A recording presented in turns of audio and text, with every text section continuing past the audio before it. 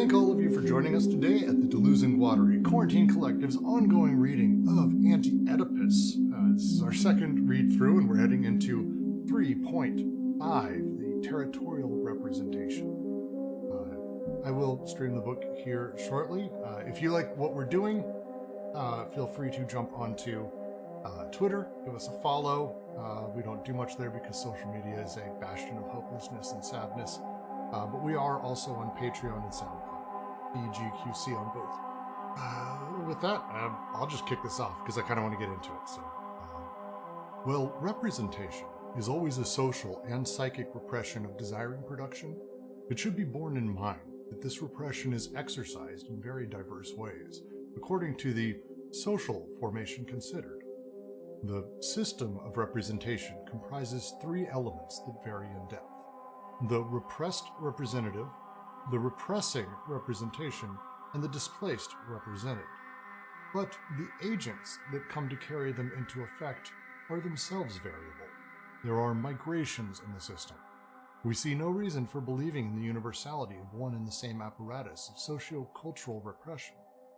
One can speak instead of a coefficient of affinity that varies in degree between social machines and desiring machines, according to whether their respective regimes are more or less similar, according to whether the desiring machines have a greater or lesser chance of causing their connections and interactions to pass into the regime of the social machines, according to whether the social machines execute more or less of a movement of detachment in relation to the desiring machines, and whether the death-carrying elements remain caught in the machinery of desire and casted in the social machine, or, on the contrary, joined together to form a death instinct that extends throughout the social machine, crushing desire.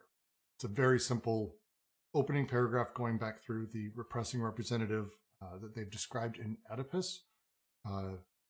Again, one of the things that they often do throughout this, it's their use of schizo, for example, is breaking down the process of creation of a single element. Let's talk through Oedipus, for example. They discuss how Oedipus forms, how Oedipus works, how Oedipus creates a desire or traps it, is a better phrasing for it, and how it operates. But they're not saying that Oedipus is the only one that does that. They're saying this is a process that representation uses to trap desire. And if we're able to understand how it works with Oedipus, we can step back a little bit and say, well, what about these other bits of representation?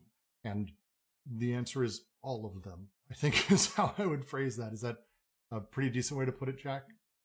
Yeah, I mean, I think you're spot on. They're starting to explain a little bit more clearly how the syntheses are used in the representation because, and I went back to our last discussion. I posted some of the stuff we talked about that I'll read momentarily, but I felt that they were really more into like the fourth and fifth paralogisms more deeply than the other three. And here they're going into distribution and detachment, right? So we're talking about how polyvocality is lost when S1 is created, right? A transcendental signifier, and how that affects distribution of libidinal energy as Newman. Any questions on this opening bit? Because it's an early volley as we're about to sort of break down a great deal of this representation and how it functions. So it's important as we go through. If anyone has a question, that includes those of you who are sitting on YouTube. I'm watching the chat there.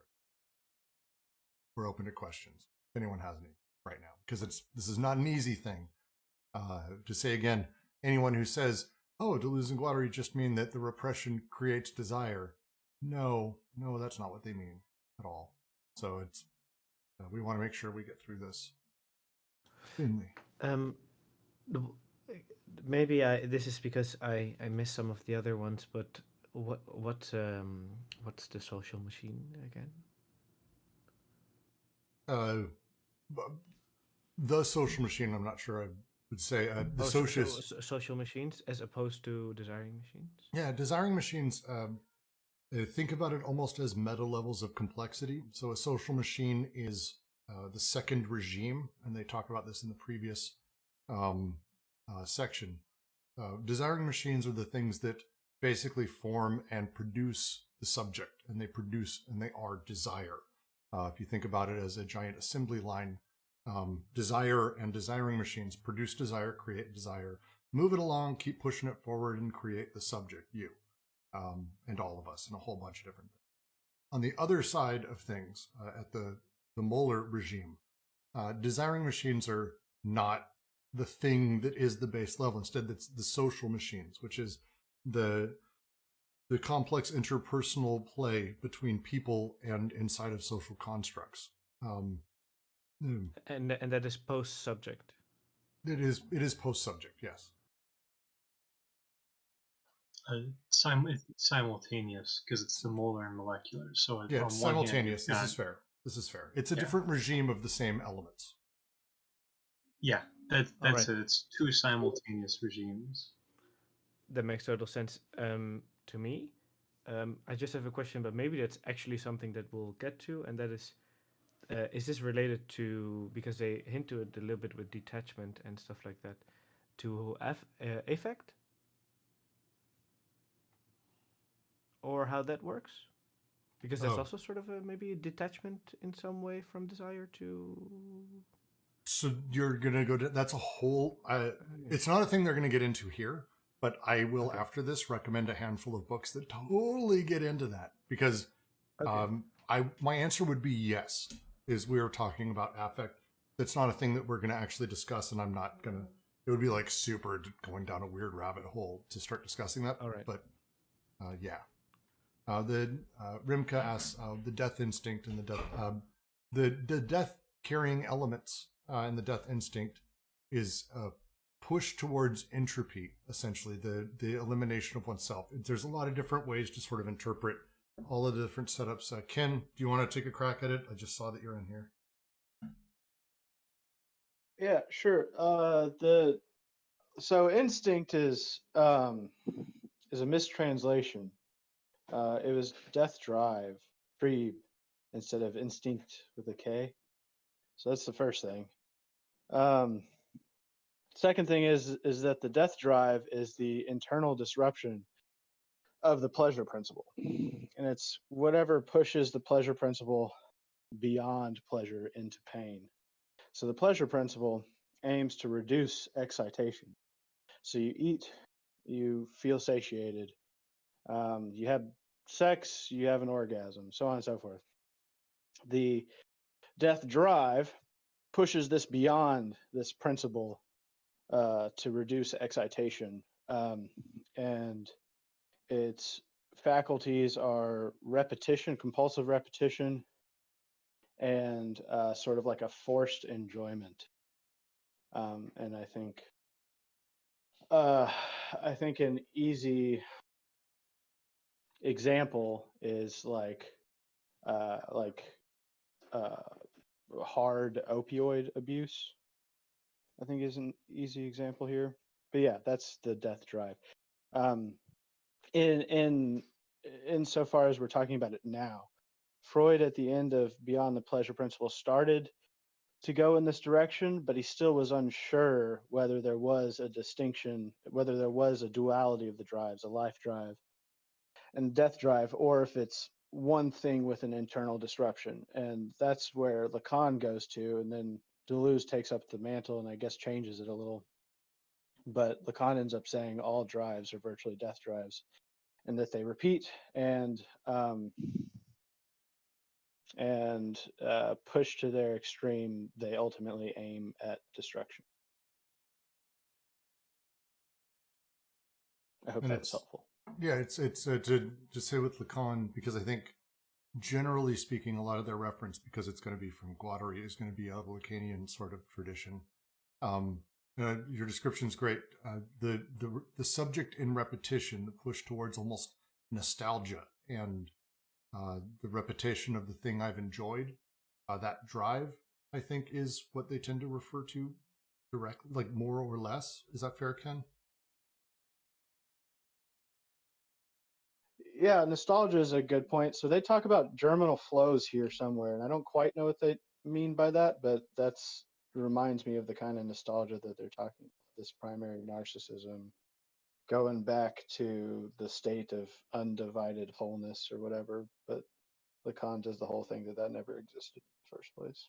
But yeah, So, nostalgia. yeah, I want to clarify. You're saying that the Lacan display replaces the pleasure principle with the death drive, with the idea of what the Yeah, he suggested the death drive, Thanatos, is the internal disruption of the pleasure principle. So the pleasure principle has its own failing mechanism inside of it.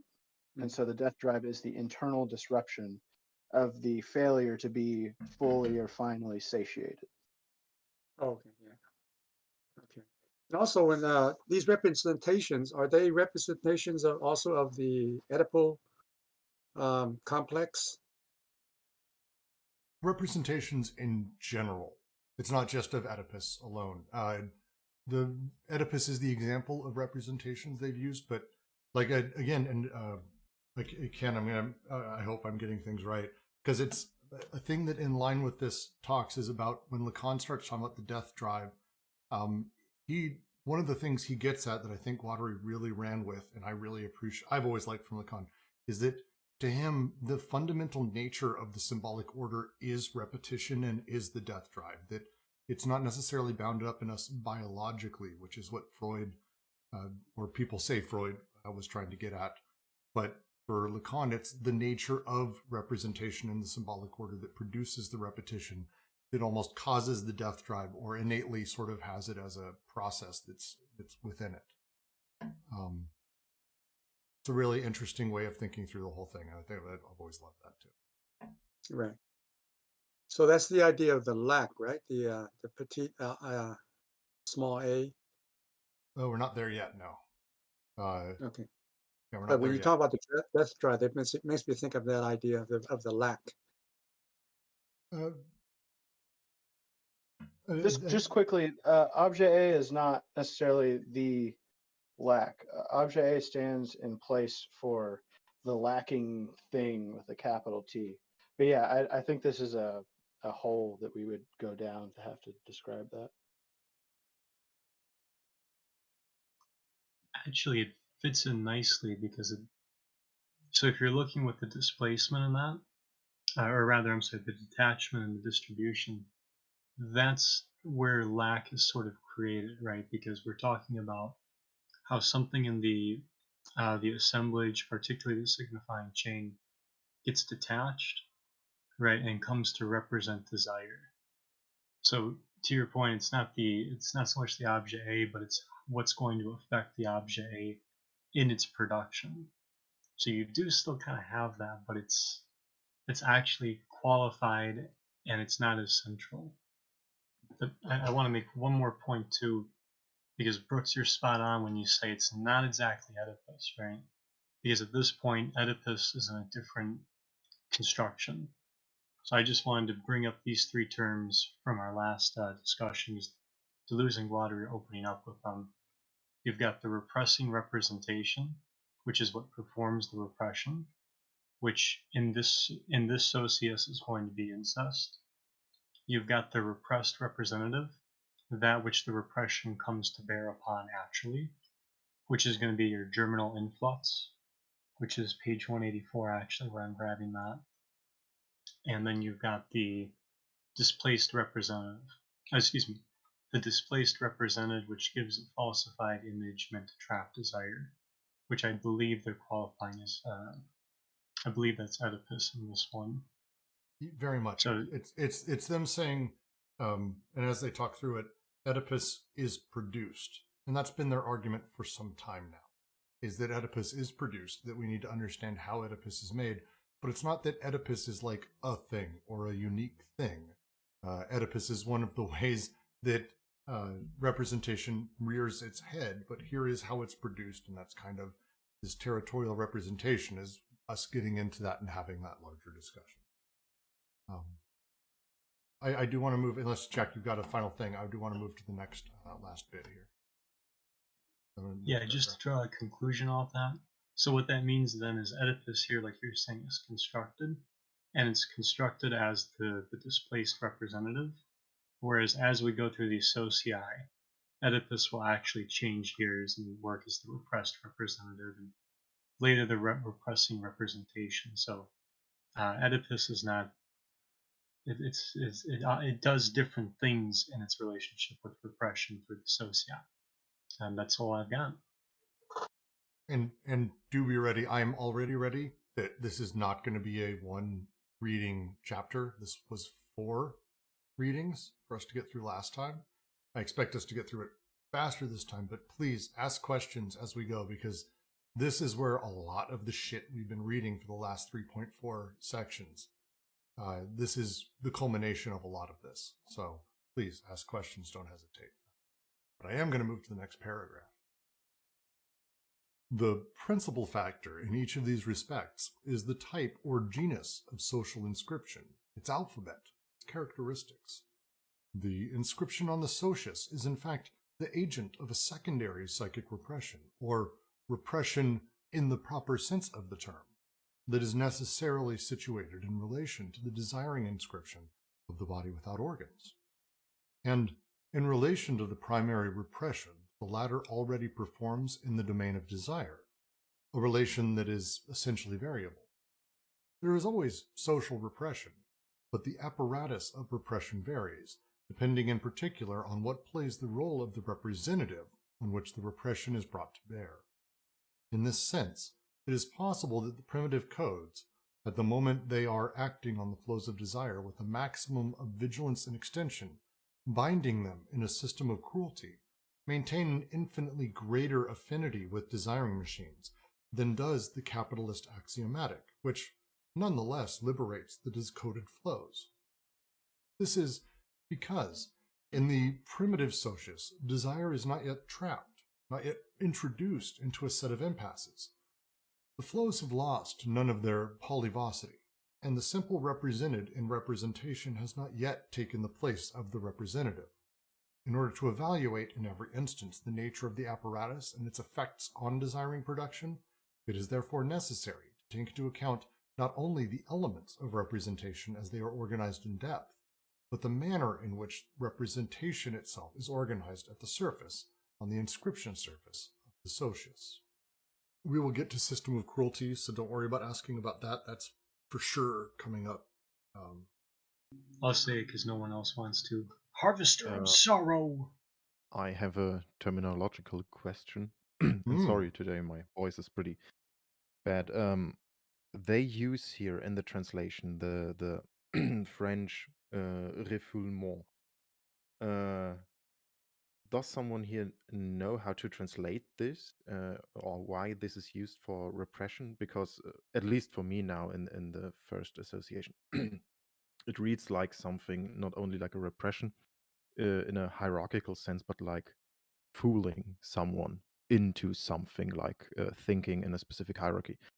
I don't know French, and I won't pretend to. And I'm not even sure necessarily it carries over cleanly, because I think we had this discussion last time, I remember, generally. But I'll wait and see if anyone else, because I know we have 1 or 2 French speakers here. Maybe they have something different to say. So there is a comparison between the. I'm not sure. Sorry, I'm not sure I understand exactly what you mean. Because, just that in refoulement, I'm pretty sure there's no root in fou, which is fooling. I don't think there's an idea of fooling in refoulement. So just maybe could you be more explicit of what you mean? Well, my question was just if there is maybe more of a meaning to it than just repression, because it is pointed out here in this manner. Like when they talk about regimes, it is not translated as well, but the French word is also printed, because the term regime in French has a way bigger history and spectrum of connotations than for example, in English and in German. So I can say from the last time we went through this, and please, Michael, I would love if you correct anything I'm about to say, because we had a long discussion about their use of refoulement. The way we need to be thinking about, in general, desire is flows. That's how they're talking about it over and over and over, flows of desire as things. Refoulement I don't have a better way of describing it. Is a term, for example, I would use if my toilet backed up and the flows of my toilet are going out of it, not into it. That would be a sewer refoulement, for example. Or I think the term is refoulement d'ego. Yeah, this double meaning would work. It also has kind of idea of smell in the same manner. Yeah, so when we talk about refoulement here, it's thinking about the flows of desire and as they're moving, and that if we think about them as moving out from the desiring machine, the refoulement is social repression pushing them back in. And that's the phrasing they use a great deal with repression here, and the terminology and the allegories are a lot about the backup of it, or the trapping, or the holding back, or the shoving it back in, or the blocking. And so refoulement, repression in English is probably a decent word to use for a translation for that, because they're speaking a lot more poetically.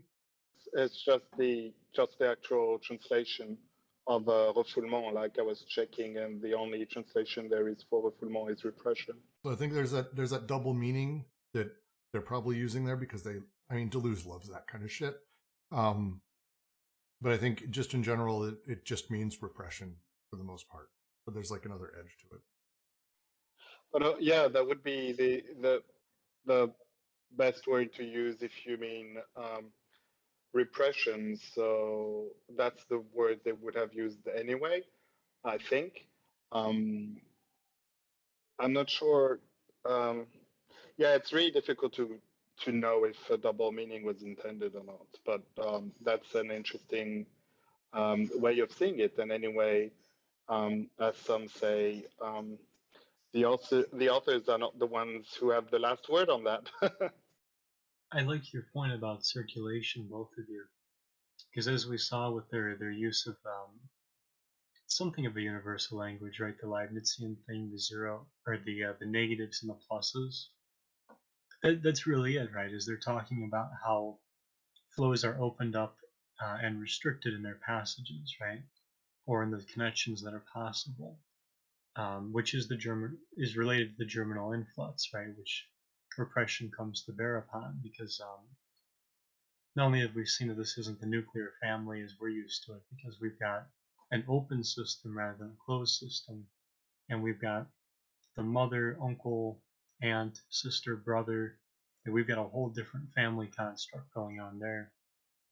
But we're seeing how here you've also got the point that they're arguing here, right? This system and its engagement with repression is different than ours, and one of the main differences is going to be the relationship of coding versus decoding, where with the capital Socius, you're dealing with decoded flows and repression functions altogether differently, whereas here it's actually still got a polyvocal nature, so it's not the same problem as we find later on. Well, he goes on. The second half of this paragraph dives into the way that they're talking about how this repression sort of operates differently. And a lot of it is going to be based on the Socius and the way that the representation works. The line they draw here, and as we were discussing in the primitive Socius in the earlier parts of this chapter, the way that desiring machines and production of desire is organized is very, very close to the desiring machines. There isn't a disconnection deeply between that which I desire and that which I must seek. I don't have the great deal of representations or this hyper abstract world that I live in. I need food, I need sex, I need family to, grow. I need these things. They're kind of direct. My job's to get them, and the demands I've got them. The demands upon me are very much there. And desire, as they say here, desire doesn't get trapped. It doesn't work in the same methods because desire doesn't have yet the impasses. The desires themselves sort of still continue to be what they are. Things haven't been displaced. And the argument they're making here, and they will continue to be, is that as we move through these different societies, the way that repression comes to bear is very much determined by the Socius, by how representation works inside of each of the socii, and how that changes over time until we get to capital, which is an exceedingly complex version of that. It's also interesting to point out that they explicitly say here that there's always social repression. So every aspect of the social is connected to this repressing form of the representation. Yeah, and to Bert's point, right? That's at least here. That's on the Socius. So that's particularly interesting because representation here. It's not like it's floating around or anything. It's actually on the surface of inscription. That is the Socius, right? Society is not exchangist.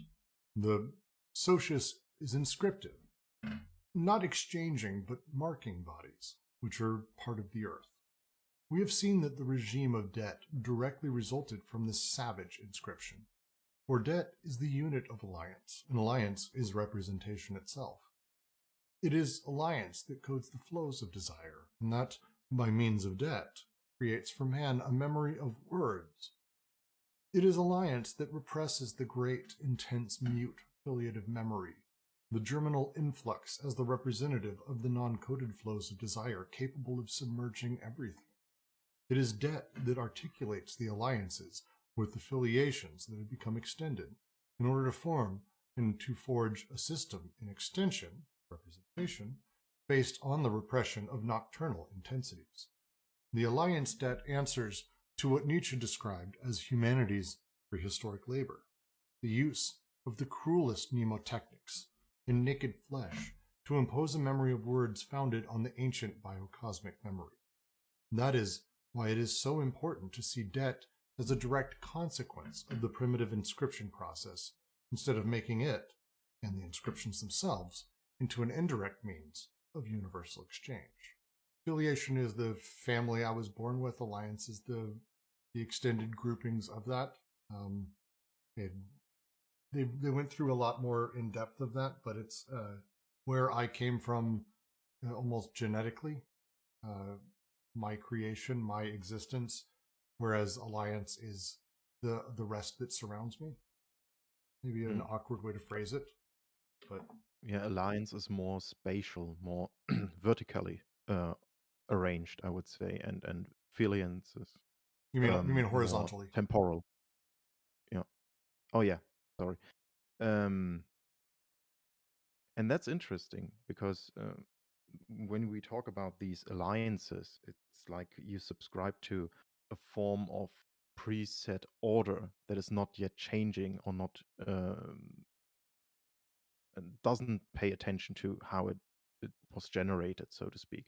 And maybe to get more concrete here, it reminds me when they say the Socius is inscriptive, marking bodies. It's like this constant revolutions in controlling and yeah, how do you say it, and enforce new ways of restriction on people in the state. For example, in England, when they introduced the postal system, and every person before that never had something like a number for their house, or there were no direct street names, but they created in England in that time a very complex system, like today's maps of streets, with every street has its its singular name. Every house has its specific number, so you can not only point to a person by their name, but to their number in a specific system. So they get um, just represented in this system. Without even paying attention to every other aspect of their life, how much they are paid, and all this other stuff that is not inherent to this system. They Yeah, form. there's still a loyalty because you have to subscribe to it to be part of the system because everyone is doing it, or there is some sort of um, catch to it that you then would be left out of some sort of social productive machine like this postal system that created a more efficient way to deliver your mails in that time that you don't have just the postman who tried to search for your house by asking other people, or because he knew you already because you were writing or receiving so many letters and packages. But he could just look for your address, something that was not existent before that. I mean, certainly, like from the point of view of like like consciousness, it does feel like this is preformed, right? Because by the time it hits us, actually, by the time we have a thought in us, right, we're kind of stuck in filiation alliance here. But this is, as I see it, filiation alliance are sort of the grid, an x-axis and a y-axis that are part of the distribution. So when the body, well, I guess the Socius, when the Socius is distributing Newman, and the connections are being fallen back upon when the surplus value of code is going to be produced for later consumption, and those subjectivities or the affects produced thereby. This is all going to be mediated through this, basically through a grid of filiation alliance, right? Where on the one hand, or on your rise axis, you've got administration and hierarchy. So that's very important because it's not just hierarchy, right? It's also like, the administrative side. So the way I always talk about, like the way you find yourself in work, right? Where you've got a boss and they've got bosses. And there's this whole lateral side where, everybody fits in on the tree and their work is designated as such.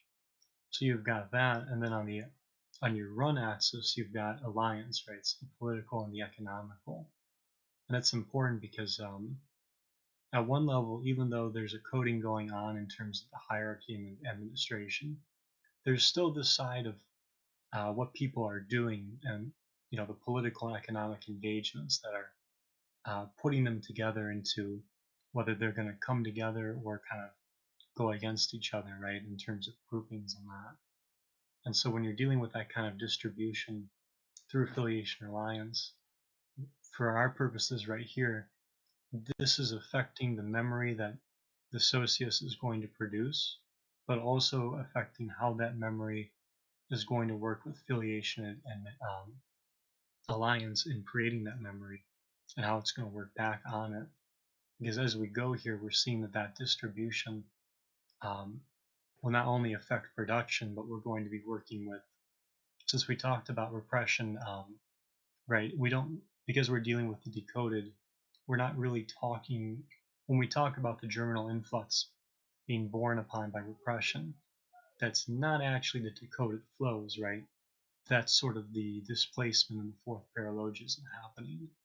And part of the way that that's happening, what makes the germinal influx be possible for the selection is going to be this grid work of filiation and alliance through the Socius. And just to mention, the germinal influx specifically is, if we think about the layers of things pass through, germinal influx is the sort of place where individuated bodies are born, whether they be social or, personal, whatever it may be. It's the germinal influx is that essence. It's where the full bodies are born from. Does this correspond to the genetic, the static genesis we read in Logic of Sense? I mean, This might be the yes. first stage of that process, or Yes. No, you're like, thank you, JK, because I'm trying my best not to bring up Logic of Sense, but in Logic of Sense, as JK just mentioned, we're doing a reading right now on the static ontological genesis, which is Deleuze's understanding of how sense and nonsense produce individuated bodies and concepts. That is literally this. It's the identical thing and operates very much the same way. ask me that again in a week as we kind of go through this, but 100% that's where this comes from. This is a Deleuzian concept from that. Right. Just in different language and terminology. Yes, a little bit more refined, I think, here, because as you'll see, the genesis of what creates them isn't, purely through language and those essences. He's got a materialist conception of how that transcendental field may operate, which is a little different than the way he was going through it before. But yeah, it's just more refined. Otherwise, quite ideal. Yeah. But the dynamic genesis will be, a next stage higher than this one. I mean, we'll have to see. Yeah. Yeah, because we're going to be talking about next week the ontological genesis of the logical genesis, which I think is the genesis of representation. Okay. Which I think is more on the social side. These books are colliding for us in a very happy way, I guess would be how I'd put it. So yes, everyone should join our Logic of Sense reading for sure. The other half of this, though, I want to make sure we get to is, and they're going to be discussing it in a second and getting deep, so I'm not going to super go deep into it, but it's the discussion about debt here, that society is not exchangist, which this took me the first time through a lot to get through. So if anyone's having trouble with it, please don't feel ashamed. I did. I still kind of do a little bit. But it's the way to be thinking about this is that debt is the base. It's not the free association of people, or that it's exchangist and people work together in order to, oh, I need food. Well, here's food. Oh, good. Well, I have this, and we exchange. Instead, as they say here very cleanly, the actual scarification into flesh, which I'll be getting into, the cruelest mnemotechnics in naked flesh, impose the memory of words, the debt that is created on this, and the debt that is recorded in this primitive inscription process, make it the indirect means of universal exchange. We're going to be getting into that in the next paragraph, but it's probably super important to make that transition as they're talking through this, that it's not just that we're a society and we exchange. That there's a lot more happening here, a lot. Debt being the primary. So it's not like in Levi-Strauss that there is this free exchange, but more of the debt to the social order that enables this forms of alliance that you constantly have to pay debt to by doing something for it, maybe even without wanting to do it, or it pushes you to something that you don't really want to do, or you feel like you did your part of the deal, so to speak, but you constantly have to do other things for this whole structure that is now a regime for its own, that is trying to integrate you and your desires into its specific notions. Yeah, this is characteristic of the capitalist axiomatic, right? Yes. And I will answer Triad very simply by saying I'm going to read the next paragraph, because the second sentence starts with the line, but Levi Strauss. So I don't want to answer by repeating the next paragraph too early. So I'm just going to dive in. There is a question that Marcel Mauss at least left open.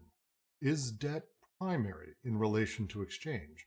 Or is it merely a mode of exchange, a means in the service of exchange? But Levi Strauss seems to have closed the question again with the categorical reply. Debt is no more than a superstructure, a conscious form whereby the unconscious social reality of exchange is converted into cash. What is involved is not a theoretical discussion of the first principles of anthropology. The whole notion of social practice and the postulates conveyed by this practice are at issue here, and the whole problem of the unconscious. For if exchange underlies everything, why is it that what takes place looks like anything but an exchange? Why must it be a gift or a counter-gift and not an exchange? Why is it necessary that the giver also be in the position of someone who has been robbed, so as to demonstrate clearly that he does not expect an exchange, not even a deferred exchange? It is theft that prevents the gift and the counter-gift from entering into the exchangeist relation. Desire knows nothing of exchange. It knows only theft and gift, at times the one within the other under the effect of a primary homosexuality. Thus, the anti-exchangist amorous machine encountered by Joyce in Exiles by Klasowski and Robert.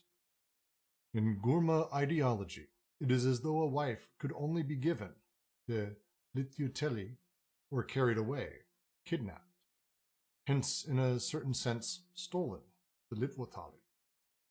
Every union that could too manifestly appear to be the result of a direct exchange between two lineages or lineage segments is, in the society, if not prohibited, at least widely disapproved of. As Stride was saying, Levi Strauss was very clear. It's exchanges. There's a superstructure of debt. When exchanges happen, debt almost gets produced and starts circulating this economy, and it must be answered. He's discussing, as we've discussed, potlatch, where the idea, even in American Midwest or in a lot of places, hey, the new neighbor's coming over. Let's invite them over for dinner. Oh, the family invited us for dinner. I have to bring a bottle of wine. All right, well, I'm going to bring a really nice bottle, and I show it off. And they go, fuck, now when I have to go back to Jim's house, I have to buy him a nicer bottle of wine. This back and forth, this debt that is produced in this exchange is just exchange, and debt is a secondary effect. And their answer is pretty simple. Desire knows only theft and gifts. I'll tell you, as someone as a 3-year-old, it's fucking true. Sharing or trading is not a thing. It is a gift or theft every time anything happens around him. I think most of us understand that, even about ourselves. We can be more mature about it if we want, but desire is where they're at. And desire is what they care about. And it's really what we're talking about mapping out. At the underlying thing, when a wife is given, as they say here, and they use in Gorma ideology, a wife can only be given or carried away. They fake it and they play with it to make it so it's more socially acceptable than, what seems like outright rape, or, maybe giving the woman a choice, because who wants to allow that? Instead, they make play like it's an exchange. And they have to, because it's the way the function. So the question, is it that exchangism creates debt, or that debt forces us to think through exchangism as representation? Also, and maybe this is going too far, it reminds me of a critique of this naive capitalistic notion of this free exchange where everything just flows freely. But if you look at it in a not very deep way, even I would say, there's a lot of, as they describe here, theft, gifts, people taking advantage of others, not paying their taxes, or raising atrocious taxes on some other people. And it's this constant power game on how to get more influence instead of just this free exchange, so everyone is part of the pie. No, it is not this simple. Damn, that sentence is really is hitting me really hard with the desire knows nothing of exchange, it only knows theft and gift. It's really hitting me hard. I love it. Yeah, it's phenomenally. Sometimes they have just those moments of perfect clarity that are just wonderful, and it's such a good line. Because again, we're trying to get at the base. How does it all work? What produces it? And if desire only knows it has the thing like gift or theft, I just dig the shit out of that. I love it, and So you're is gonna he love it a that, lot more. Please. he's saying that this is a natural characteristic of all even primitive societies, and it's not unique in a capitalist system? Could you repeat that? Yeah, I mean, is he saying that this is like a primordial notion of that in any kind of society, outside the capitalist axiomatic, that there is this kind of debt, you know, um, in those kind of societies, where desire is, Let, yeah, let's is the throw out. basis Let's of throw it. out. throw out societies, and let's not let's set societies aside. The question is, in almost in a vacuum, does desire understand exchange? Because again, their entire conception at a basic level is that desiring machines, this base sort of transcendental layer, of which makes up everything, very tiny bits of partial machines connecting and disconnecting, kind of that produce the world that we know. Desire is the thing that pushes through, like the flows that make it. Does desire understand exchange? And they're going to be getting deeply into the answer that they say, which is no. Now, it doesn't mean we don't have exchangism in capital, or that they didn't have exchange happening as a thing. Exchange happens, and exchange happened in primitive times, happens now, happens all over the place. But the question is that the base reason that a thing happens, or is it a thing that we manufacture on top of desire in order to make it palatable or to place it within social constructs? That's the bigger question, and that's the thing they're about to be getting deeply into. Because I don't want to try to give too much of a preview, but whatever society we happen to be in, if at the base level desire is okay with exchangism and totally grasps it, then there are knock-on effects in terms of what is produced, how it's produced, and how things function. If it's debt actually underneath everything that desire works as, that things are theft or gifts, that has significant knock-on effects. And I want to read the next paragraph because it's also more of an answer to that, JK. So I'm going to dive into that. Okay. Will it be said that if desire knows nothing of exchange, it is because exchange is desire's unconscious? Will this be explained by the exigencies of generalized exchange? But what entitles one to declare that shares of debt are secondary compared with a totality that is more real?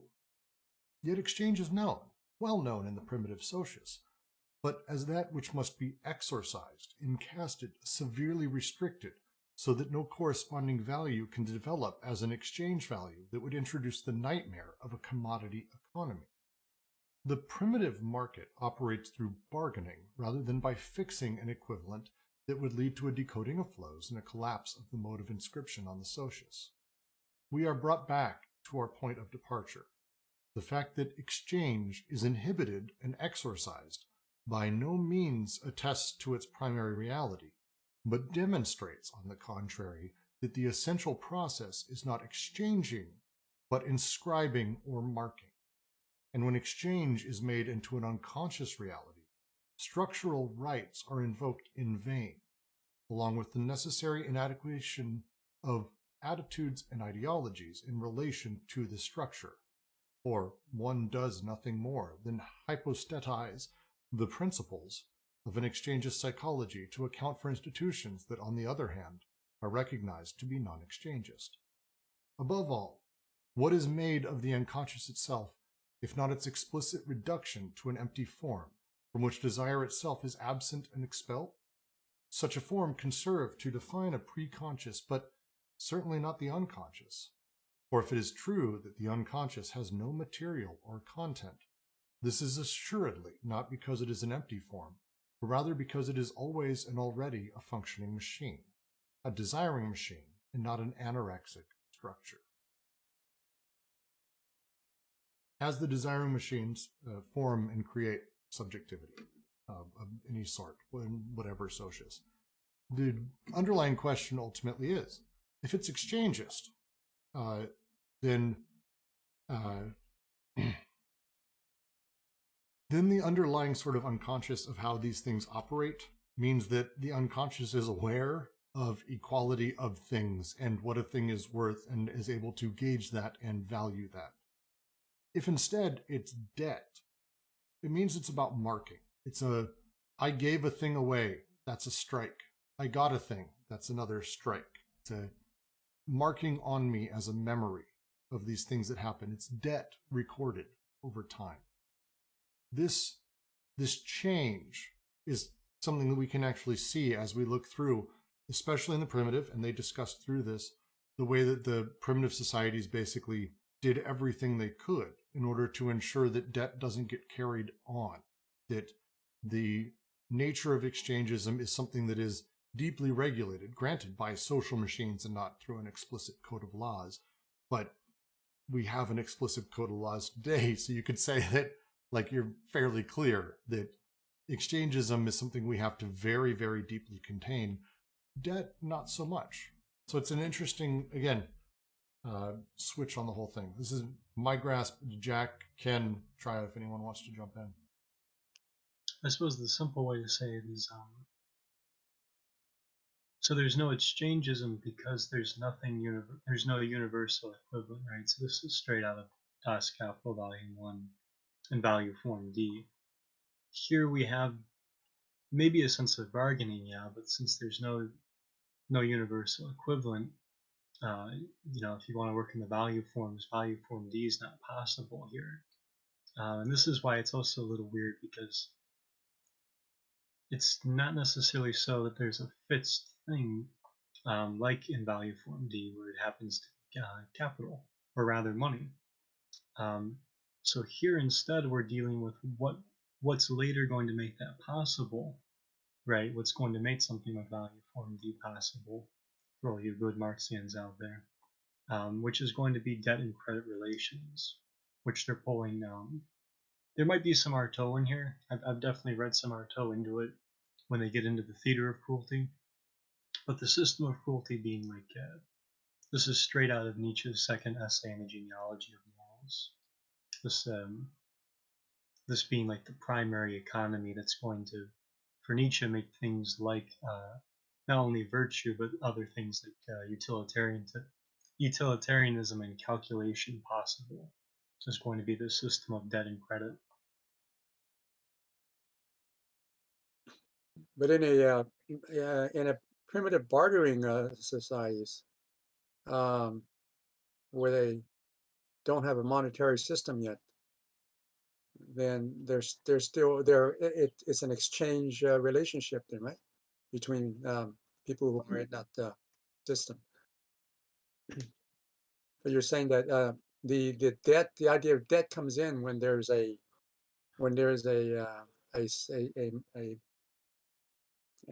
monetary system set up with codes and so forth, that this idea of debt comes into being, right? It's sort of like the difference between codification and decodification, the latter of which we don't really have in the primitive, because that's exactly what the Socius is preventing through representation. It's preventing decoding.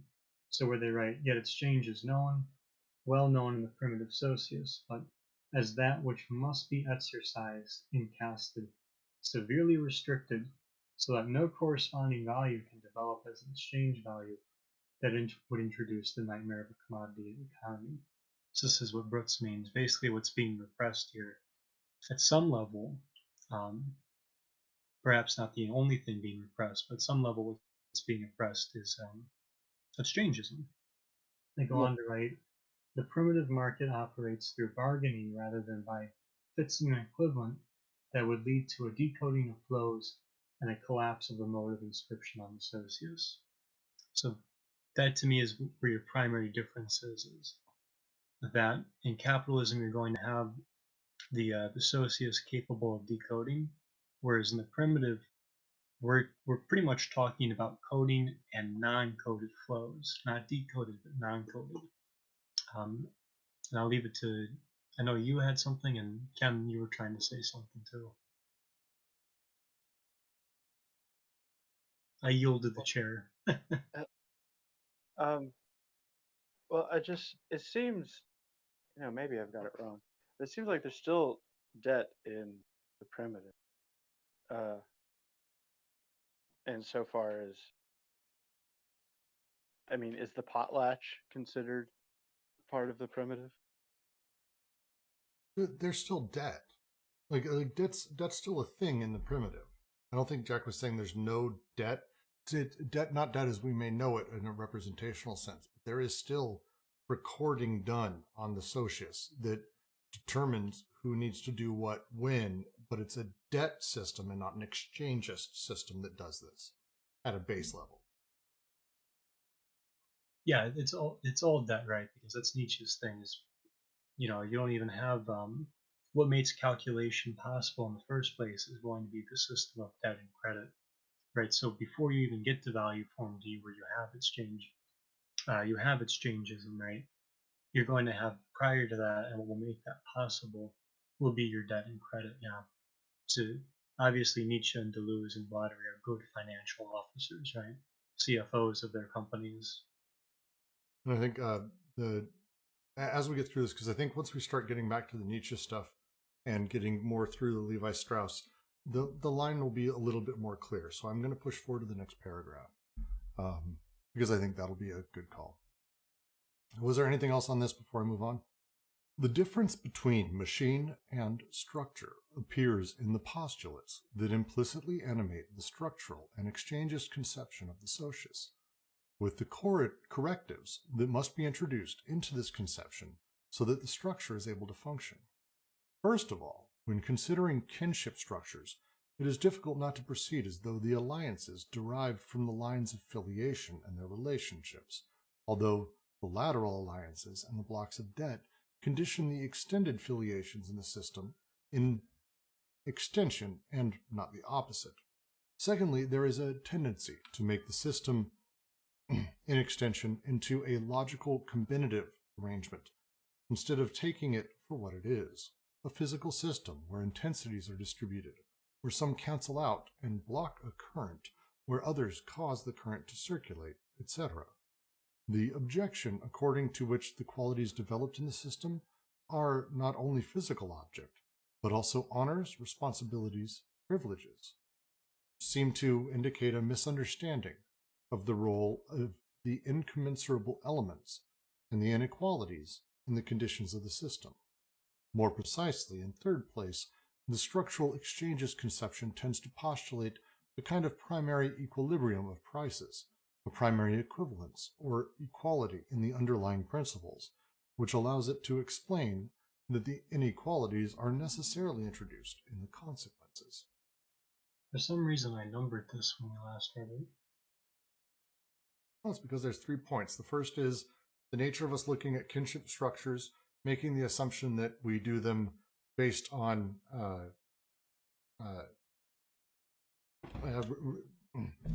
it's easy. In kinship structures, it is difficult not to proceed as though the alliances derive from the lines of filiation and their relationships, although the lateral alliances, blocks of are not the opposite. The idea that the kinship structures themselves are essentially, are they choices that we've made, or is it a series of debt that allows us or forces us to sort of have those extended bits of filiation? Yeah, it should, as I understand it, they should work together, because the big thing, I think, is that it's not necessarily that one is derived from the other, but that they work together in the same way that the BWO would put the paranoiac and the schizophrenic in service of creating that surplus value of code, right? So the alliant and the filiative function in a similar capacity. Yep. The second, there's a tendency to make the system an extension into a logical combinative arrangement instead of taking it for what it is. A physical system where intensities are distributed and some cancel out and block a current, blah, blah. The idea of, with an exchanges system, you tend to think of the structure of it rather than its sort of hypermachinic electrical properties. I give a thing, someone gives a thing to me.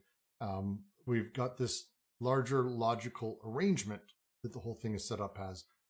But maybe no, let's step back and think through how debt stops this, encourages that, and is actually more of a circuitry that passes through the entire thing, the mechanical that they're talking about here, the machine of the whole thing.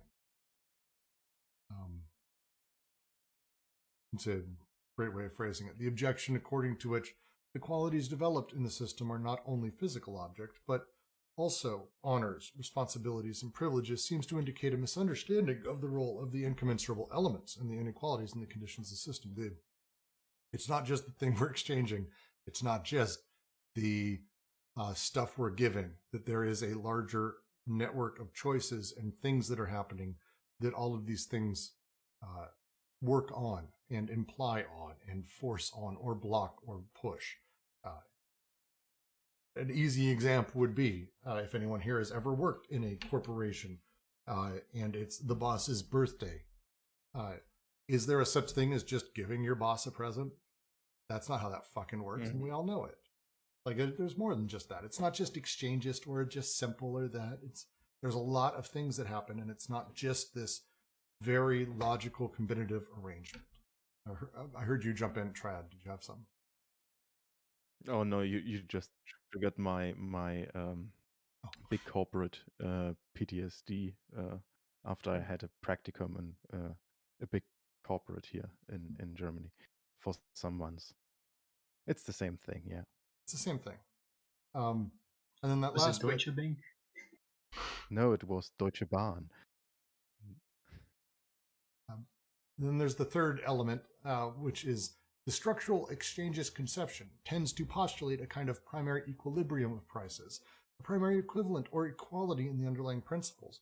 I hope I don't have to tell anyone here that the idea that the invisible hand of the market is bullshit is bullshit. I'm just like, I hope I don't have to go into that here. This idea that, oh no, things are, yes, oh, things are worth what they're worth to different people, and it's all the same. There's a ledger kept by God. He puts it in his closet and he writes, yes, corn is worth these many tomatoes. Like, please say I don't have to go through that. It's that invisible hand theory is this final line, which I love. The invisible hand allows it to explain that the inequalities are necessarily introduced in the consequences. Things are always, at large, it's equal, and it started equal. I mean, we have to have inequalities a little. Yeah. Please say I don't have to explain that to fucking anybody here. Any questions on this paragraph? Nothing is more significant in this regard than the controversy between Levi Strauss and Leach concerning the Kachin marriage system.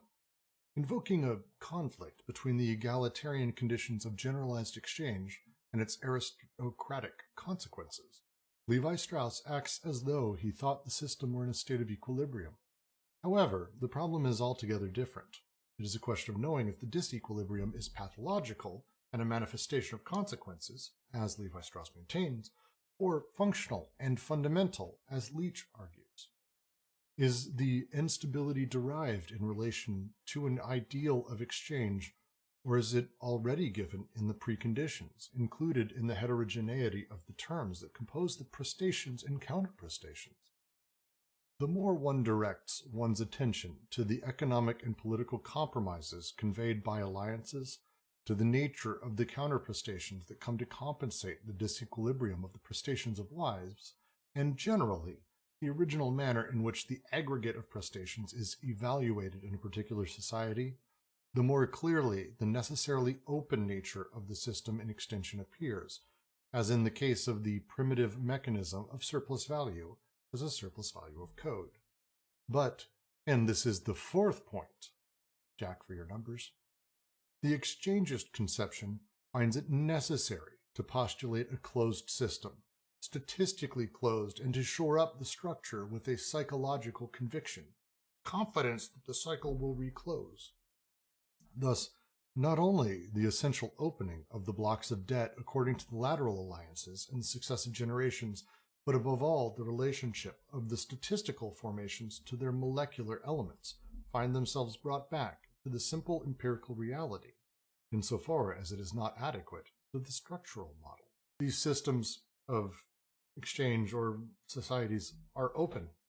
They're not a closed system. They're hardly closed systems. We know this. This is not, no one here is shocked by this. I hope no one's shocked by this. Some of these things are very, very, like, in the time we've been able to get to kind of a push through this, thank God, with an understanding of these things. Well, 10 years ago, I would have not been able to have this discussion, but yeah, we don't have to talk about having a closed system. It's an open system. It is necessarily one. As you start talking about the way people in economic and political compromises happen, prestations and counterprestations that compensate this disequilibrium within everything. They're talking here about the Kachin marriage system and wives, but it's just in general. We're not talking about an exchanges system, which necessitates a closed system, but there's a little bit more happening here. And that's the final paragraph, which I think is the fifth one I think we're about to come to, Jack. All this depends, finally, on a postulate that burdens ethnology to the same extent that it has determined bourgeois political economy: the reduction of social reproduction to the sphere of circulation. One retains the apparent objective movement as it is described on the Socius, without taking into account the real instance that transcribes it and the forces, economic and political, with which it is inscribed. One fails to see that alliance is the form in which the Socius appropriates the connections of labor in the disjunctive order of its inscriptions. From the viewpoint of the relations of production, in fact, the circulation of women appears as a distribution of labor capacity, but in the ideological representation that the society gives itself of its economic base, this aspect fades before the relations of exchange, which are, however, merely the form this distribution takes within the sphere of circulation. By isolating the moment of circulation in the reproduction process, ethnology ratifies this representation, end quote, and grants bourgeois economy its whole colonial extension. In this sense, the essential things seemed to us to be not exchange and circulation, which closely depend on the requirements of inscription, but inscription itself, with its imprint of fire, its alphabet inscribed in bodies, and its blocks of debts. Soft structure would never function, would never cause a circulation, without the hard machinic elements that preside over inscription. We will be getting to what inscriptions mean here, but that is the fifth and final of the postulates that, I mean, ultimately, again, these things are far more complicated and elements within a massive social scope than just being the commodity or the thing. You might say, Zizek here might say, it's ideology. Definitely visits on it. Any comments, questions, thoughts on this paragraph before we move on to savage formations? Savage formations are oral, are vocal, but not because they lack a graphic system. A dance on the earth, a drawing on a wall, a mark on the body are a graphic system, a geographism, a geography. These formations are oral precisely because they possess a graphic system that is independent of the voice, a system that is not aligned on the voice and not subordinate to it, but connected to it, coordinated in an organization that is radiating, as it were, and multidimensional. And it must be said that this graphic system is linear writing's contrary. Civilization ceased being oral only through losing the independence and the particular dimensions of the graphic system. By aligning itself on the voice, graphism supplants the voice and induces a fictitious voice. André Leroy-Gourhan has admirably described these two heterogeneous poles of the savage inscription process, or territorial representation, the couple voice audition and hand graphics. How does such a machine work? Or it does work. The voice is like a voice of alliance, to which on the side of the extended filiation, a graphics is coordinated that bears no resemblance. The calabash of the extension is placed on the body of the young woman, furnished by the husband's lineage. The calabash serves as a conductor for the voice of the alliance. But the graphism must be traced by a member of the young woman's clan. The articulation of the two elements takes place on the body itself and constitutes the sign, which is not a resemblance or imitation, nor an effect of a signifier, but rather a position and a production of desire. Quote, in order for the young woman's transformation to be fully effective, a direct contact must take place between her stomach on the one hand and the calabash and the signs inscribed on her on the other hand. The young woman must become physically saturated with the signs of procreation, and she must incorporate them. The young woman are never taught the meaning of the ideograms during their initiation. The sign acts through its inscription on the body.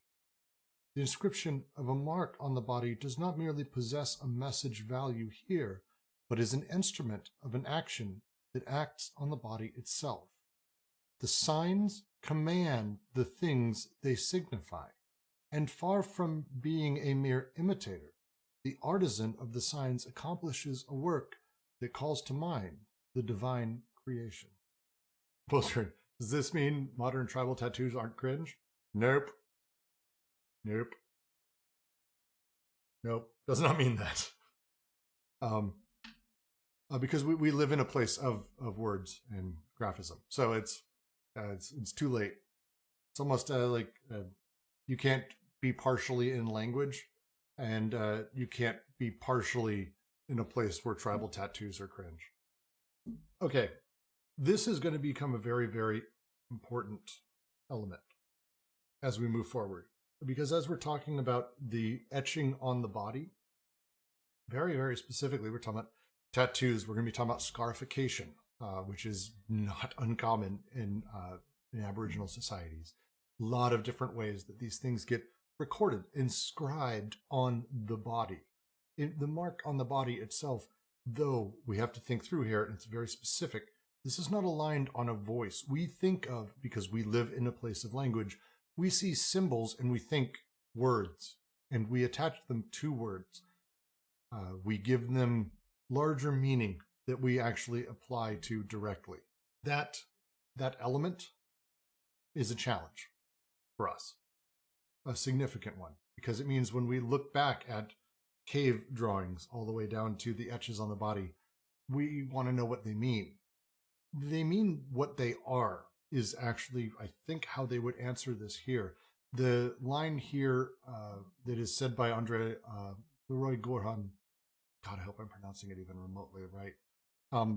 The young women are never taught the meaning of the ideograms during their initiation.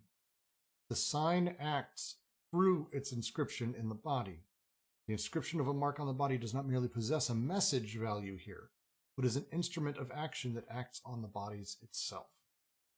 That is how goddamn close they are to being able to touch desire itself and to record directly. This is why they are focusing hard on this. This is why they use a lot of the language that they use throughout this entire book. Is they are talking about directly recording on someone's body debt. Should be able to piece together where else maybe they've sort of referred to things that are similar to this, and we'll be having this conversation. But the signs that command the things they signify, and far from being a mere imitator, the artisan of the signs accomplishes a work and calls to mind the divine creation. The whole thing here is about the recording of debts on the body, directly on them. So, body without organs, recording things on it for memory, blah, blah, blah. Like this is, we're seeing a lot of that come back around. I hope I'm not nuts for saying that, or people are not understanding, but we're coming right back around to this. But how do these things get recorded and how does it work over time? Yeah. Comments, questions? Jack, Ken, anyone, jump in. So it sounds like we got a young thing coming up.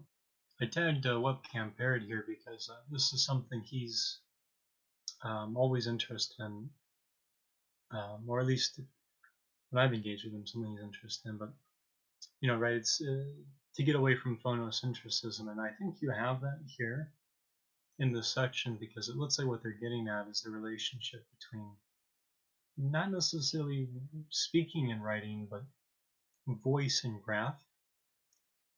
Right, or vocalization and the grapheme, or I guess I should say the phoneme and the grapheme more so, right?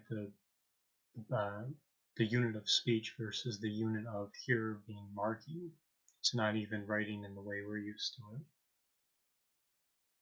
Yeah, it's if we want to go into the Yelmsleby side of things, which I think isn't far from this, we're talking about almost pure expression, maybe even pure purport. Just the element of the thing that is so ingrained and recorded directly. The women going through it, maybe don't even need to be told what it means, because the experience of having something carved or tattooed into you in this time is such a deeply symbolic gesture in and of itself that the experience of doing it, the way it's recorded, and all of that is something that keeps within you. That you don't lose that. As someone who has a ton of tattoos, and will be getting more, there is a unique feeling. It's an addictive feeling of getting one. I don't have any tribal tattoos now, but it's really interesting stuff. Well, and here it's not really this, and I only make this point because of like Lacan, right? But it's not even necessarily the symbolic here, right? It's actual distribution. So the Socius, because what they're making primary here is inscription, as opposed to circulation, right? Because they want to, what makes circulation happen is going to be inscripting, right? And what makes inscripting possible is debt relations and that, yeah, because we're talking about the Socius. And so what they're getting at here too, to your point, is that with these tattoos, and it's not just tattoos, right? I mean, there's also, like, we're talking about cruelty. There's scarring in that happening as well. But with these markings of bodies and whatever capacity they take place, we're talking about how, going back to the way flows are circulating and that, we're talking about how affiliation and alliance work, not only to distribute Newman in that, right? Not only to distribute intensities, but in the way that it falls back on these connections for social machines here. Yes, when scarification is a good example, and I think the change over time. A really easy example: a buddy of mine who does MMA, he's got a few scarification. They're wild, and it's like one of the grossest things I've seen someone go through. One of them got infected. But I'll tell you, every time someone sees one, first thing they ask is, what does it mean? And he can answer. They mean things, as symbols he's got. I think here they would almost say, if you were to find a woman of these tribes that they had this done to them, and you asked, oh, what does that mean? They would be confused by the question. Because it speaks for itself. It's a really interesting way. Now, but I do want to get into sight here. Because it's the other half of this, because we're talking about now the etch in the body and the element of it happening to the person, to the woman or whatever. But it's not done in a vacuum. These are ceremonial, this watching and seeing and having these moments agreed upon. Let's talk through the next paragraph, which gets into this, and it's into Clastres, which is great.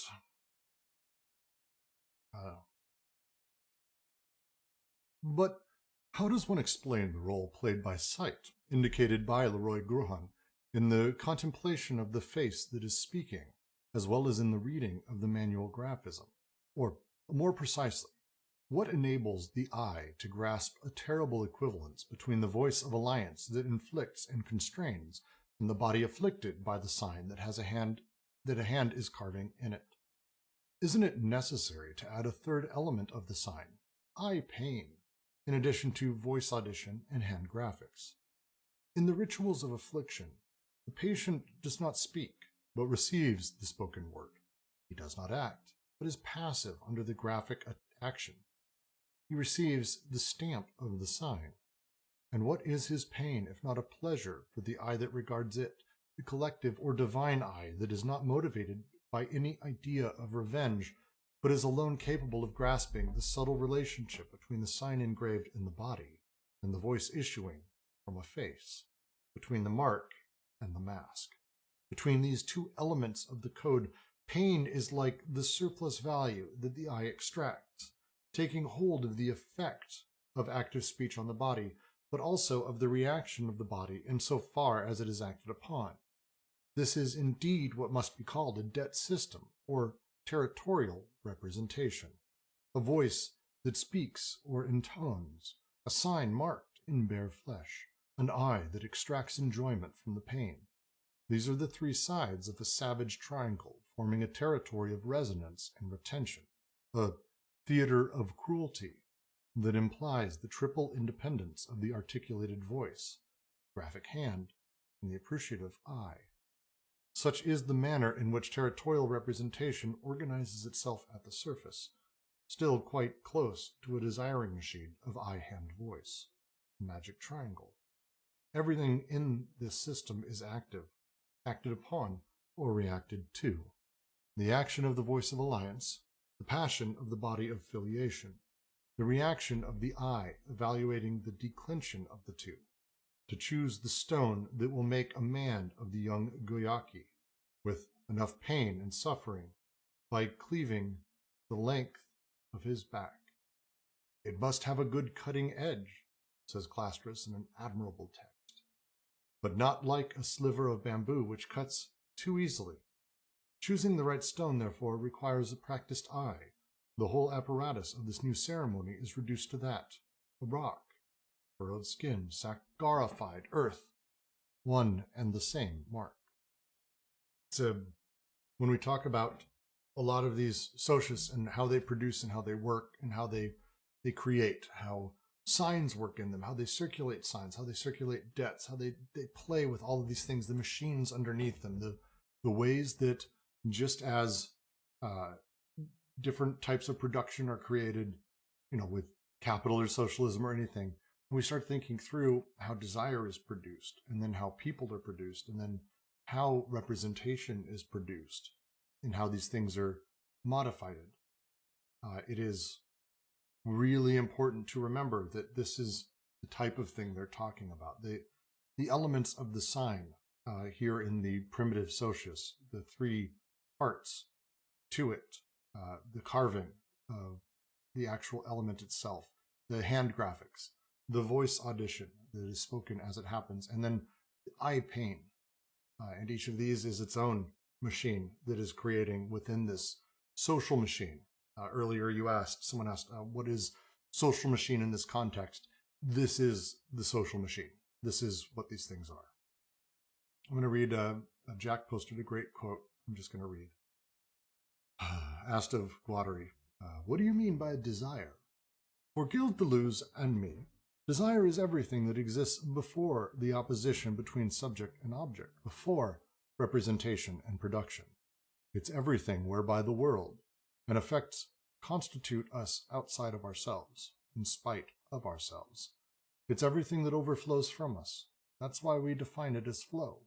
Within this context, we were led to forge a new notion in order to specify in what way this kind of desire is not some sort of undifferentiated magma, and thereby dangerous, suspicious, or incestuous. So we speak of machines, of desiring machines, in order to indicate that there is as yet no question here of structure, that is, of any subjective position, objective redundancy, or coordinates of reference. Machines arrange and connect flows. They do not recognize distinctions between persons, organs, material flows, and semiotic flows. That's from, I'm 99% sure it's from Chaosophy. And it's the afterword of, God damn it, I've got it right here. 1 second. 99% sure. Oh, crap. Yeah, here it is. Balance sheet. The balance sheet on desiring machines, I want to say is the title of it. Balance sheet for desiring machines. Right font and page style, so I'm assuming that's what it is. Yeah, this is it's a series of interviews in Chaosophy, and maybe from one of the other pieces too, specifically. It's beautiful. And so as we're talking about desire being formed and desire becoming things and representation being created and machines that make all of this, be thinking through that. We aren't talking about the structures. We're also not talking about no structure. Like it's this weird, wonderful little middle ground that I adore, which is the things are machines and things produce. It's not that there isn't no structure, because it's not just this mass undifferentiated mess, but it's that things produce and things create, and here's how they produce, and machines produce other machines, and here's how they interact, and here's how they play, and it's all of these sort of generative elements consistently happening. Beautiful. Any questions on this or Theater of Cruelty before we get into Maus and Nietzsche? I think Ken had a Jungian analysis. Oh, Ken is cooking and said he can't talk right now, and you're just giving him shit. I would never. And Ken has been posting a bunch of Jung, which ties in very nicely here. I'm going to go back to the piece he posted from Jung, Volume 5. A symbol is an indefinite expression with many meanings, pointing to something not easily defined and therefore not fully known. But the sign always has a fixed meaning, because it is a conventional abbreviation for, or a commonly accepted indication of, something known. The symbol, therefore, has a large number of analogous variants, and the more of these variants it has at its disposal, the more complete and clear-cut will be the image it projects of its object. You know, Ken's a huge Jordan Peterson fan, so at some point we'll have him read Jordan Peterson's new book. And I'm not going to edit that out from this recording, because this is what he gets for cooking and not talking while we're doing this. I heard he stood in line for 24 hours to commemorate all 24 rules just to get that book. He got Yeah, Jordan Peterson to draw I them bet he's also on his cleaning back. up his room. He got Jordan Peterson to draw them on his back, and he got them tattooed. So I'm just saying, it's a whole thing. The great book of modern ethnology is not so much Maus's The Gift as Nietzsche's On the Genealogy of Morals. At least it should be. For the genealogy, the second essay, is an attempt and a success without equal at interpreting primitive economy in terms of debt in the debtor-creditor relationship by eliminating every consideration of exchange or interest à l'anglaise. And if they are eliminated from psychology, it is not in order to place them in structure. Nietzsche has only a meager set of tools at his disposal, some ancient Germanic law, a little Hindu law, but he does not hesitate, as does Maus, between exchange and debt. George Bataille, motivated by a Nietzschean inspiration, will not hesitate either. The fundamental problem of the primitive Socius, which is the problem of inscription, of coding, of marking, has never been raised in such an incisive fashion. Man must constitute himself through the repression of the intense germinal influx, the great biocosmic memory that threatens to deluge every attempt at collectivity. But at the same time, how is a new memory to be created for man? A collective memory of the spoken word and of alliances that declines the alliances with the extended filiations, that endows him with faculties of resonance and retention, of selection and detachment, and that affects in this way the coding of flows of desire as a condition of the Socius. The answer is simple. It is debt. Open, mobile, and finite blocks of debt. This extraordinary composite of the speaking voice, the marked body, and the enjoying eye. All the stupidity and the arbitrariness of the laws, all the pain of the imitations, the whole perverse apparatus of repression and education. The hot irons and the atrocious procedures have only this meaning: to breed man, to mark him in flesh, to render him capable of alliance, to form him within the debtor-creditor relation, which on both sides turns out to be a matter of memory, a memory straining towards the future. Would anyone like to do that? Because we're going to be closing out here pretty quickly, because as we move into the next section, we're gonna try to finish We're gonna try to finish this. I think we can finish this today. Short version here. We'll give it a try. George Bataille's worth reading, by the way. Accursed Share, 100%. We've done a few readings. We're going to continue to do Bataille on occasion. Nietzsche, we did Genealogy of Morals last week. The understanding of things at a base level is that man is, from Genealogy of Morals, man is basically created, we can say mostly free, but is placed into a system of credit debt at the base level. Mobile, finite blocks of debt are the things that allow a person to be placed into this world. And it's being done, and I'm just going to say it clearly at the end here, because it's from will to power. It's to breed man, to mark him in his flesh, to render him capable of alliance, and form him within the debtor-creditor relation. It's all a matter of memory. It's a really phenomenal way to end the paragraph and explains it, I think, pretty nicely. Yeah, it does. At least a bit, I would say. I'll take a bit. Far. Well, I have sort of Please. some God, I cannot speak today. I have something here that summarizes, I guess, this aspect of guilt or debt in the second treatise in Nietzsche's genealogy. In this, Nietzsche examines the origin of the idea that humans can take responsibility for something and the human memory in general, which is exceptional in the animal kingdom. He sees the moral concept of guilt as rooted in the material concept of debt against the creditor. He hints at the manifold, ostensible, and real purposes that punishment has played in the history of diverse cultures. Like all facts, it has always been subject to new interpretations under new constellations of power. According to Nietzsche, the bad conscience has its origin in the civilization of man who, under the pressure of living in an organized society, directs his aggressive drive inwards and against himself.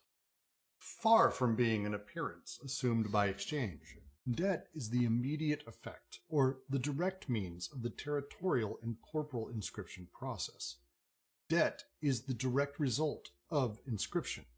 Once again, no revenge, no ressentiment will be invoked here. That is not the ground they grow on, any more than does Oedipus. The fact that innocent men suffer all the marks on their bodies derives from the respective autonomy of the voice in the graphic action, and also from the autonomous eye that extracts pleasure from the event. It is not because everyone is suspected in advance of being a future bad debtor. The contrary would be closer to the truth. It is the bad debtor who must be understood as if the marks had not sufficiently taken on him, as if he were, or had been, unmarked. He has merely widened beyond the limits allowed, the gap that separated the voice of alliance and the body of filiation, to such a degree that it is necessary to reestablish the equilibrium through an increase in pain. Nietzsche doesn't say this, but what does it matter?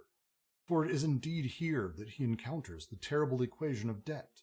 Injury done equals pain to be suffered. How does one explain, he asks, that the criminal's pain can serve as an equivalent of the harm he has done? How can one pay back with suffering?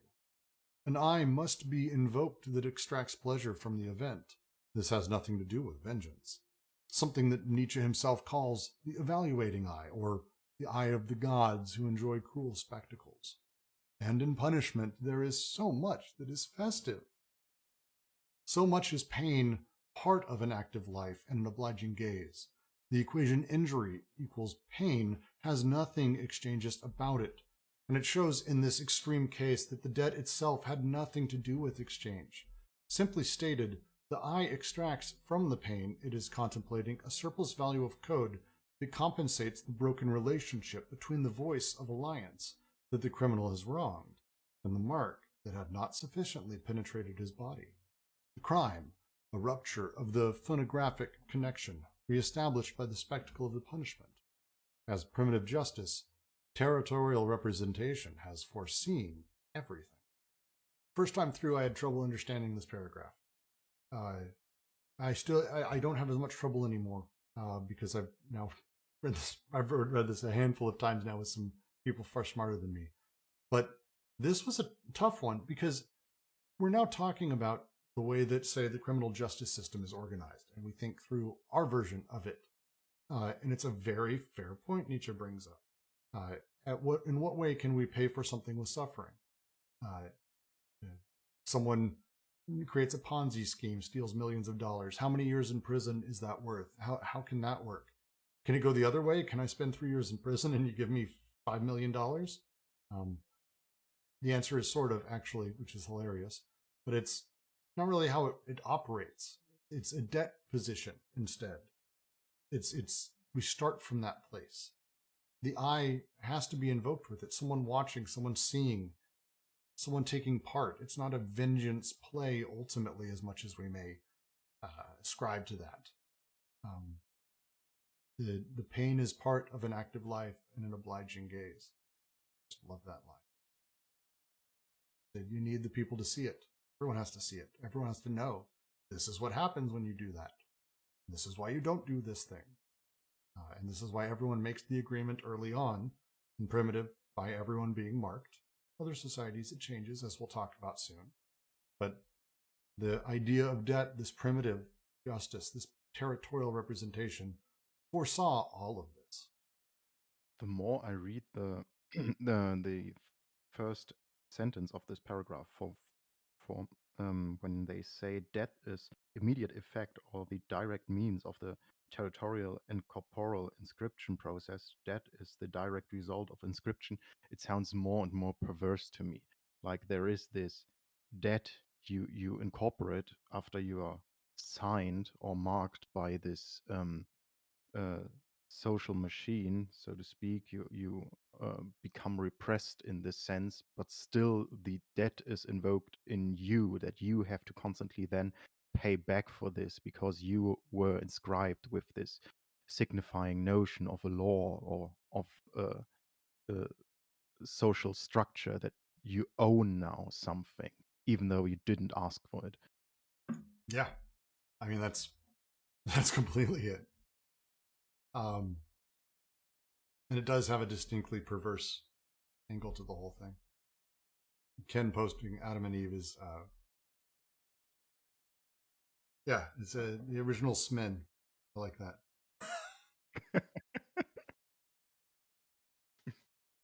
Original Smen. That's going in the fucking all-time grades. Thanks, Ken.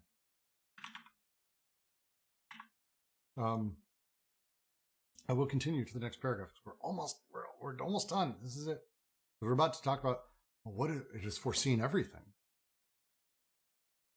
Coding pain and death, it has foreseen everything, except for the way its own death would come to it from without. Quote, they come like fate, without reason, consideration, or pretext. They appear as lightning appears, too terrible, too convincing, too sudden, too different, even to be hated. Their work is an instinctive creation and an imposition of forms. They are the most involuntary, unconscious artists there are. Wherever they appear, something new arises, a ruling structure that lives, in which parts and functions are delimited and coordinated, in which nothing whatever finds a place that has not first been assigned a meaning in relation to the whole. They do not know what guilt, responsibility, or consideration are, these born organizers.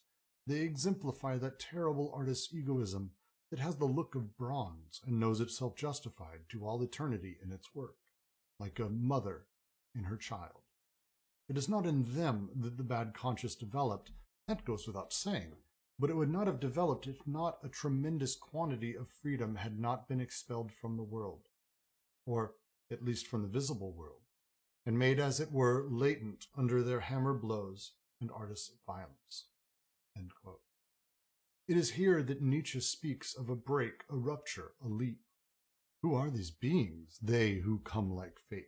Or some pack of blond beasts of prey, a conqueror and master race, which, organized for war and with the ability to organize, unhesitatingly lays its terrible claws upon a populace, perhaps tremendously superior numbers, but still formless. End quote. Even the most ancient African myths speak to us of these blond men. They are the founders of the state.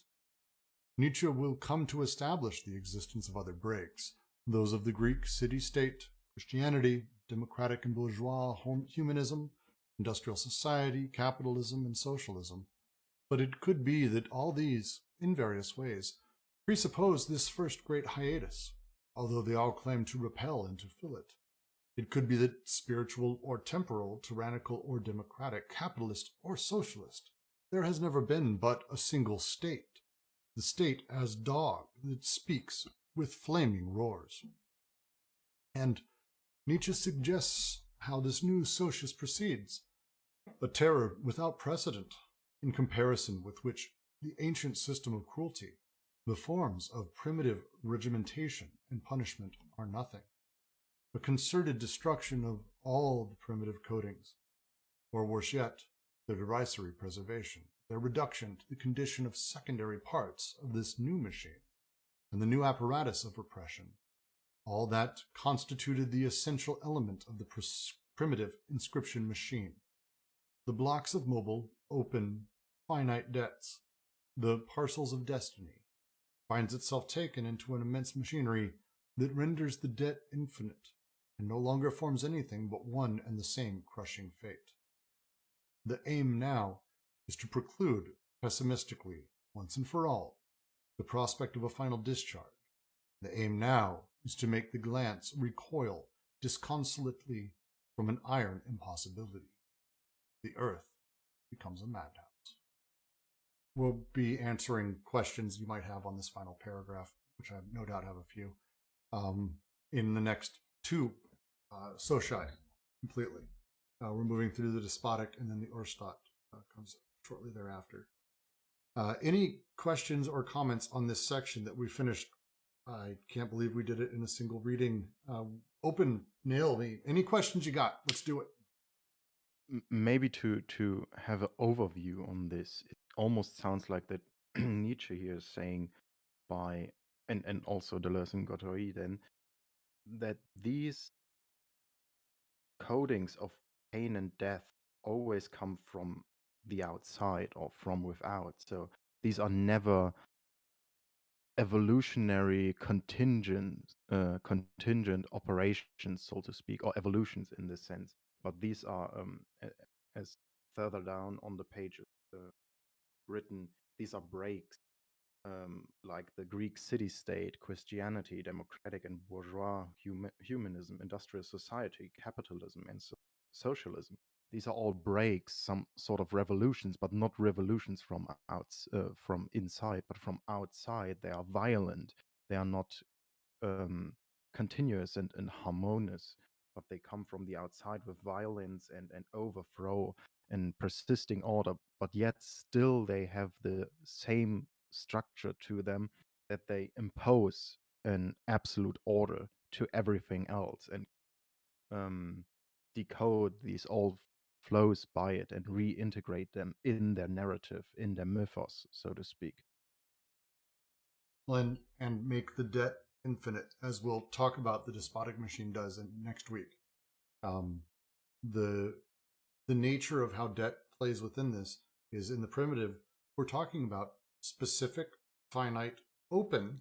I mean, speaking of that, this is exactly what the Romans did with everything, right? So nowadays, most people conflate the Mithraic cult with Roman heritage, and they think that Mithra was like an autochthonic Roman thing, but it wasn't. Mithridates, the Mithric cult were these like pirates who would kick the Romans' ass, and then after a while, the Romans, I guess, just respected them and then started worshiping the Mithric cult. Now everyone, whenever they see, this has been my experience. When they see Mithraism, they think Romans. And then the same thing sort of happened in the Bible, in my opinion, with the book Romans. And that's where you get all this nonsense on about give unto Caesar what is Caesar's, and that God divinely ordains all governments and all like authority figures. That's all from Romans. Whereas before, in like Corinthians, you get that thing that Zizek likes to talk about, where it's like, if you don't hate your mother or your father, you are not my follower. And so you get this more revolutionary picture. So yeah, and then this is the when Nietzsche is talking about the new idol, and thus spoke Zarathustra, about how it like consumes everything and then repaints it all under one apparatus, the state, right? And to try to summarize overall Rimke, for example, because it's worth rereading, and don't hesitate to repost in the chat for the reading group. Hey, what the fuck? Because we'll figure it out. the way that primitive societies operate, when a child's born, they don't like have debts or do things. Like, this is not, our culture is similar. This is not abnormal for Aboriginal cultures either. It's kids do whatever the fuck they're going to do. At some point, they reach the age of adulthood, and very often, and there's a lot of books on this. There's a lot of great movies on this and documentaries too. There's some horrific things. I say horrific, like it's really tough to watch.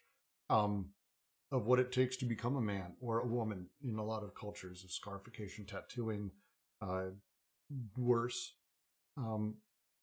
Those things are done as a mark that let you know where you stand and what you owe, that you now are part of the society. Very often, until adolescence, kids really aren't. They're more of a drain, if anything. They're not like they go out and produce or they go out and create. How do you get someone then who's turning 8, 10, 12 years old to know what they need to be doing and why? Well, a really good way is to literally carve it into their fucking skin. And that is the idea, that someone who's entering these economies isn't doing it out of, oh, excellent, now I'm old enough, I'm going to give you 5 apples. It's the opposite. It's, okay, now you're joining us. Cool. Here is what you now owe everyone. And you aren't going to fuck around, because here is your alliance, here's your affiliation, this is how you're set up, and here's how you're working. And I'm going to fucking make sure you remember it. It's not how they talk about it, but it's totally what it is. It's totally what it is. Totally what it is. And it's a thing that still happens to this day in cultures, even modern ones. We have Americans have their own version of this as well. How do you make people debted? It's not like capitalism, because there is no... the thing to forget is what we understand as capitalism. We're going to be getting into capital.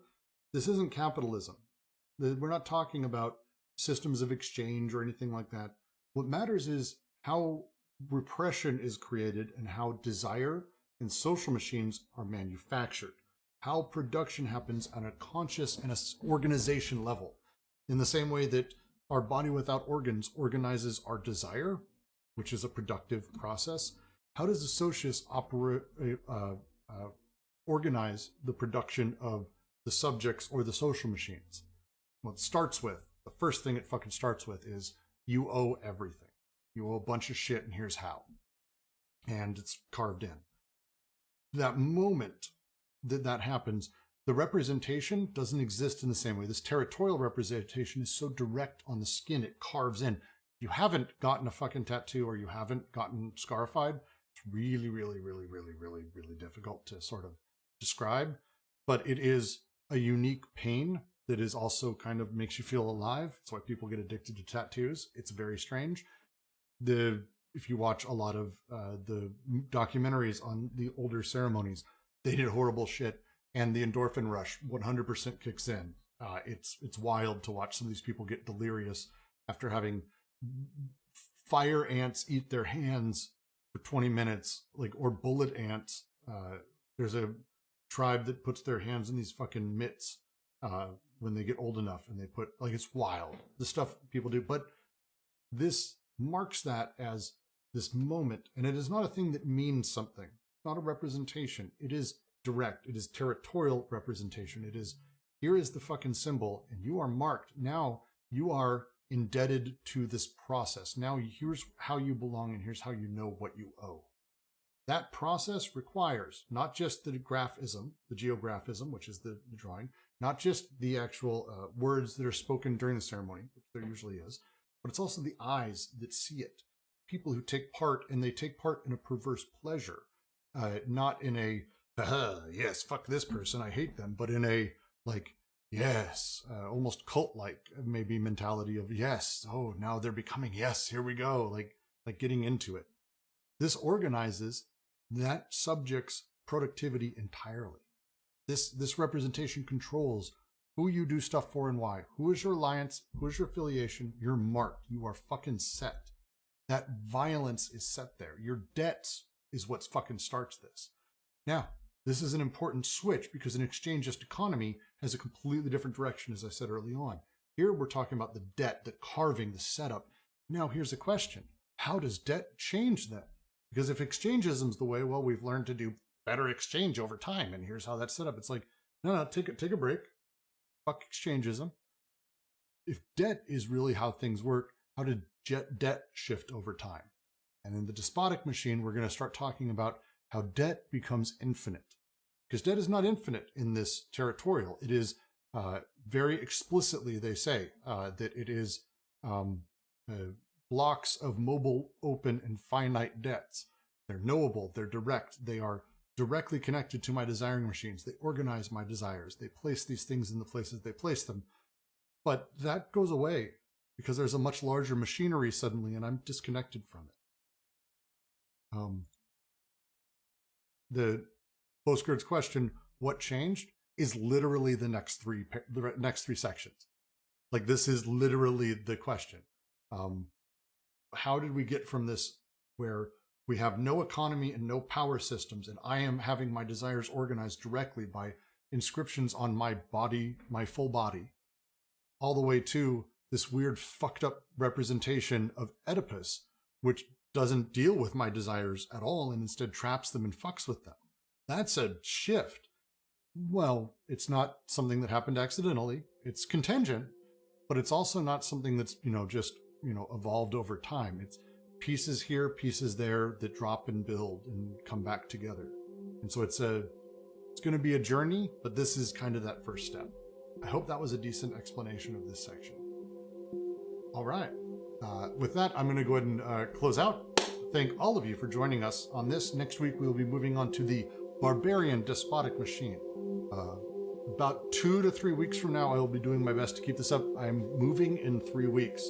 So as I get closer to that, I'll be letting you know if we'll maybe be taking a day off or if I'm going to be able to keep doing it, or if someone else is going to lead, which is not something I want at all. So with any luck, I'll be able to do it. But thank all of you for joining, and I look forward to it all next.